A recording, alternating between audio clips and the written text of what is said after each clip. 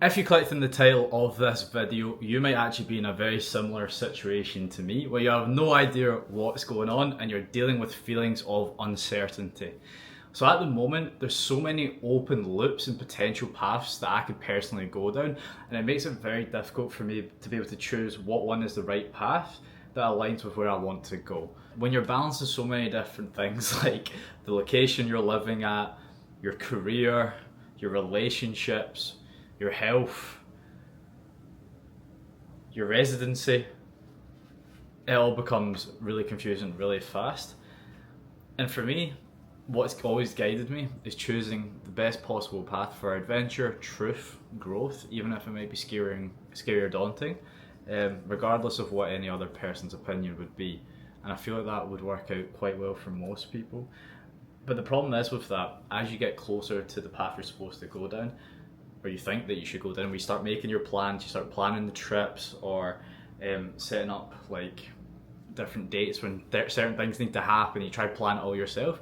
New information comes to life that just makes that completely obsolete, and your plan changes, and they need to change their direction and rethink what you're going to do in the first place.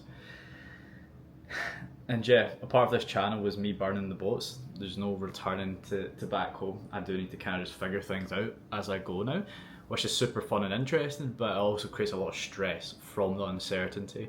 And I always hear people talking about the fact that uncertainty is a price you must pay if you're like an entrepreneur, or yeah, you're trying to be successful. So it's like, maybe am I going through that journey right now, or maybe am I just being straight up delusional?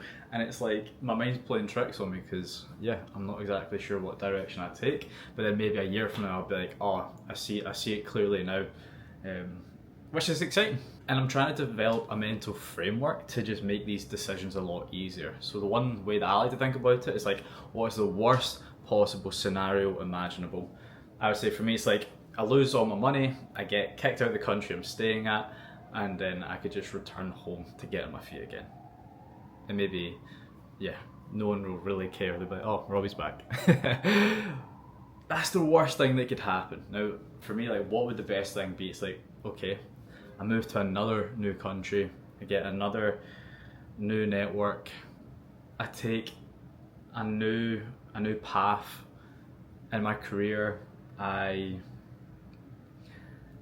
go all in on YouTube fully and cut everything else off. It's really hard to decide. Like, that's the most exciting but scary path, and I feel like that's what my calling is. And yeah, with so many different moving parts, it's hard to know what's the right move. But then it's like, if you're not living life to the absolute full, taking all the risks, do you want to just play it safe? I don't think I really want to do that, because I would definitely get to the end of my life and think, damn, I regret that I didn't make that decision, because I'm fortunate enough to have some sort of safety net and fallback if the worst came to the worst. So then it's like, I definitely owe it to myself and others to take every opportunity and every risk I can, because I'm being so fortunate. I live in a nice place in Glasgow, Scotland, and it's like, I have the opportunity to travel and take these risks. And like, if the worst thing is it's like, oh, I've lost money, gained experience and learned a lot and grown as a person, that's a pretty good trade for me.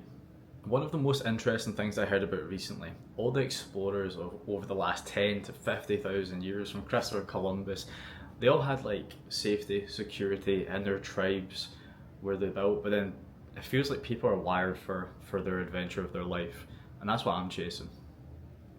Especially just being 26. Jack would say I'm old, but I would say I'm still quite young. And it seems like the reasonable time to just take as much risk as possible while I can afford to do so. But yeah, going back to my point, sorry. All the explorers that have ever existed, they had a call to adventure and they went after it with complete uncertainty. I mean, they didn't have like phones or GPS or monies or passport. They literally just hopped on a boat and boosted to discover new land, and then ended up inhabiting most of the world in every corner. So it's like, what is that call to adventure beneath it all?